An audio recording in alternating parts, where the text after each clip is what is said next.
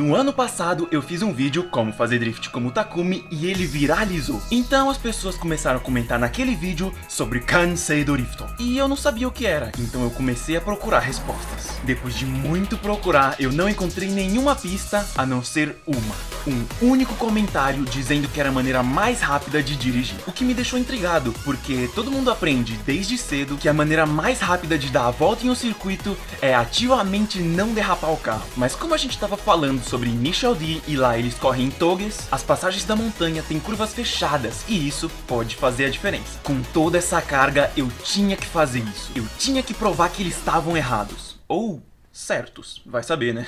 O plano seria aplicar a minha expertise de programação de nível iniciante e vários conceitos de engenharia para resolver esse mistério de uma vez por todas. Na semana passada, eu abordei esse mesmo tópico do ponto de vista de um analista de técnica de corrida. E hoje a gente vai abordar como um cientista da NASA.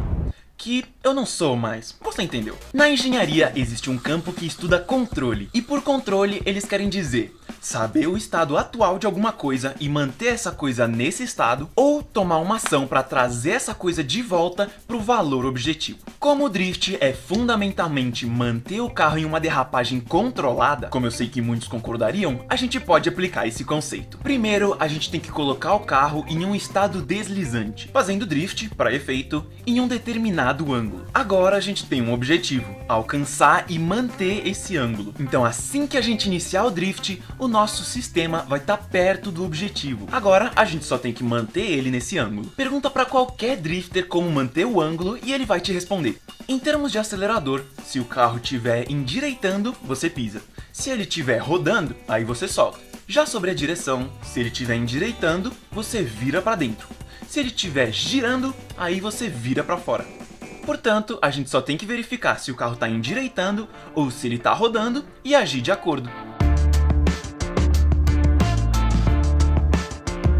Assetto Corsa é um ótimo simulador de direção e pilotagem, sendo estimado por sua física realista. Tanto é que muitos pilotos usam ele como ferramenta de treinamento. Dado que a gente pode controlar o carro no Assetto Corsa com um mouse e um teclado, e a nossa linguagem de programação pode enviar sinais de teclado e mouse, e esses tipos de entradas são suficientes para controlar o carro, é assim que o nosso bot vai dirigir e fazer drift de forma autônoma. Meu primeiro instinto foi usar estruturas simples de if-else para tentar controlar o comportamento do carro. Ele ia agir como um verdadeiro drifter. O Assetto Corsa tem um sistema de telemetria no jogo, que me dá informações sobre o carro várias vezes por segundo. Isso é crucial para as equipes de corrida verificarem, depois da corrida é claro, se o piloto ele tá no limite ou não. Eles fazem isso por meio de registros de dados sobre qualquer coisa, desde velocidade e RPM do motor, até temperatura dos pneus e, no nosso caso, ângulos de deslizamento. O ângulo de deslizamento, ou slip angle, é o ângulo entre para onde o pneu está apontando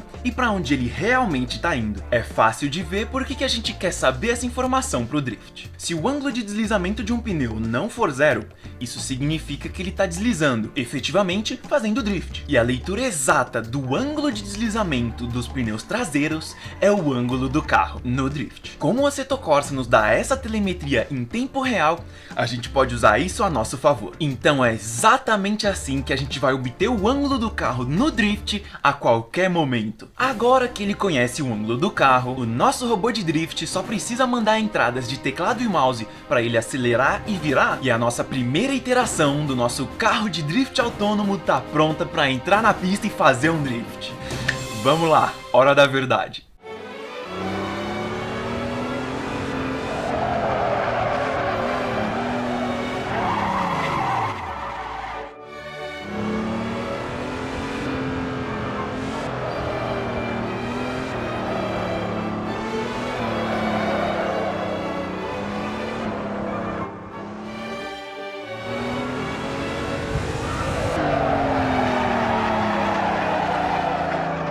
Dá um like.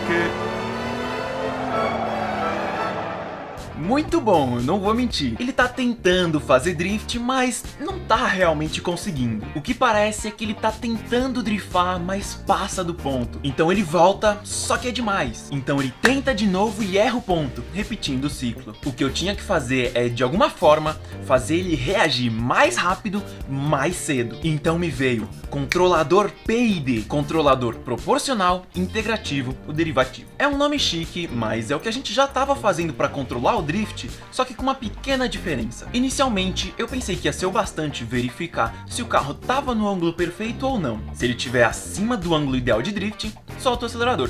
Se estiver abaixo, ele pisa.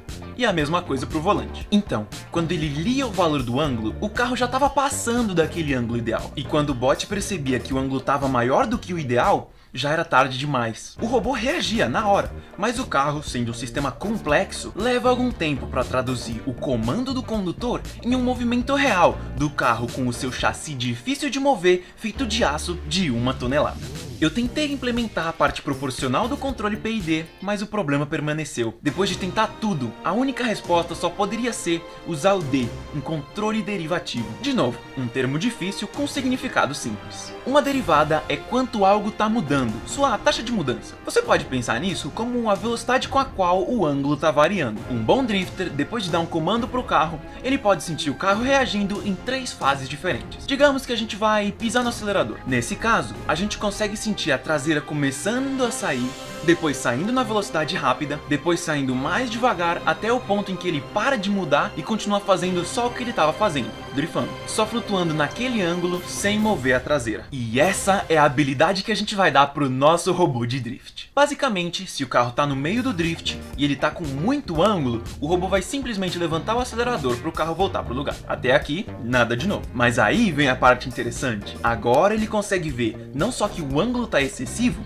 mas que ele tá retornando pro valor ideal. Ele pode ver a taxa de variação do ângulo, sua derivada. E assim, ele pode ficar tranquilo, sabendo que ele não precisa manter o pé levantado. Ele pode voltar a pisar no acelerador, mesmo que o ângulo do carro ainda seja excessivo. Quando alguns momentos se passarem, o carro vai ter parado de reagir à liberação do acelerador pelo robô, vai estar perto do ângulo ideal e vai começar a reagir à mais recente pisada no acelerador que o robô deu. Repete isso por mais alguns ciclos e quando o robô sentir uma tendência de ir para onde o carro está indo, ele pode reagir cedo para que o carro reaja na hora para atingir a perfeição angular.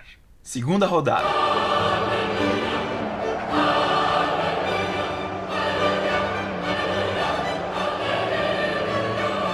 Para responder a pergunta que a gente tinha lá no começo, se o drift era ou não mais rápido do que a direção por aderência, a gente só precisa definir o ângulo desejado. A gente pode executar os mesmos testes com o robô tanto driftando quanto pilotando na aderência para alcançar tempos médios e definir de uma vez por todas qual é mais rápido. Neles, se a gente definir o ângulo de deslizamento desejado como 0, o bot vai buscar esse objetivo dirigindo no limite, mas ainda assim com aderência. Agora, se a gente definir o ângulo de deslizamento para algum valor baixo, o bot vai fazer Kansei Drift, ou um drift de baixo ângulo. Com os tempos em mãos, é só a gente comparar os dois para saber qual que é mais rápido, que foi exatamente o que a gente fez no vídeo da semana passada.